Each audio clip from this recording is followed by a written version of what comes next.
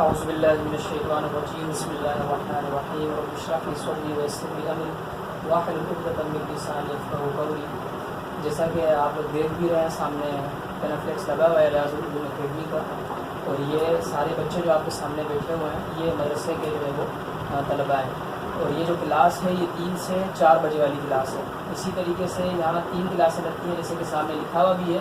کہ 2 بجے سے لے کے 3 بجے تک یہ لڑکیوں کی کلاس ہوتی ہے، اسی طریقے سے پھر 3 بجے سے 4 بجے تک وہ بھی لڑکوں کی کلاس ہوتی ہے، پھر 4 بجے سے لے کے 5 بجے تک۔ تو یہ جو بھی آپ کے سامنے بیٹھے ہوئے ہیں یہ الحمدللہ 3 بجے سے لے کے 4 بجے تک والے بچے ہیں۔ اور جمعے کے دن جو کلاس ہوتی ہے، عام دنوں میں جو مدارس ہیں عام جو اس کے اندر جو ہے وہ جمعے کو چھٹی ہوتی ہے، لیکن میں نے اس چیز کو جو ہے وہ سامنے رکھتے ہوئے کہ اتوار والے دن جو ہے لوگ گھومنے کے لیے جاتے ہیں، کہیں جاتے ہیں، پھر بچوں کی چھٹی ہوتی ہے، تو اس ایک چھٹی کو مدرسے کی بچانے کے لیے ہم نے اتوار کو ہی چھٹی دے دی ہے، تو جمعے کو کلاس لگتی ہے اور آسانی سے بچے بھی آ جاتے ہیں۔ اور جمعے کو عام دنوں کے مقابلے میں، جیسے عام دنوں میں ہم جو ہے وہ کلاس لگاتے ہیں تو سب سے پہلے ہم جو ہے وہ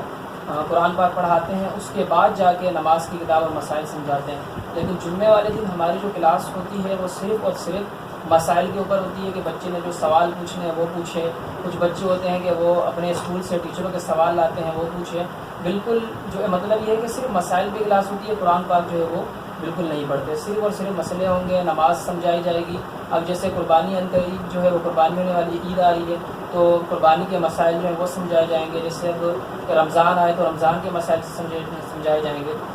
تو اسی طرح آج جو ہے یہ بچے آپ کو ایک ایک کر کے جو ہے وہ دعائیں سنائیں گے۔ الحمدللہ اس کے اندر جو ہے وہ 3-4 بچے ہیں، جیسے کہ باسط ہے، اس کو 40 دعائیں مکمل یاد ہیں، طلحہ ہے، اس کو 40 دعائیں مکمل یاد ہے، انس ہے، اس کو 40 دعائیں مکمل یاد ہے۔ اسی طریقے سے زیادہ تر بچے ہیں جو 40 کے قریب پہنچ گئے ہیں۔ تو الحمدللہ ابھی جو ہے وہ ایک ایک کر کے جو ہے وہ دعائیں آپ کو سنائیں گے۔ آیا سنا ہوگا سوتے وقت کی بڑی خاموش ہو بات سے سناؤ بیٹا۔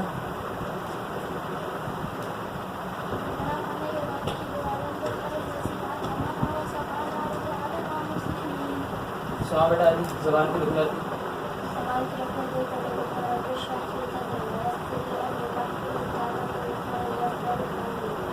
علم اضافے کی دعا سناؤ بیٹا۔ شاہ صاحب، جب کوئی مسکرائے گا تو کیا پڑھیں گے اس کو دیکھ کے؟ طلحہ کو سناؤ بیٹا، نیا چاند دیکھتے ہو؟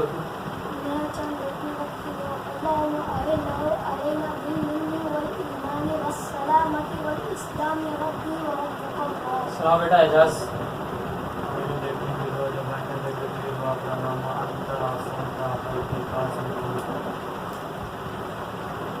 یہ جو ہے آپ کے سامنے ویڈیو بنانے کا ایک مقصد تو یہ ہے کہ ان کی جو ہے نا وہ حوصلہ افزائی ہو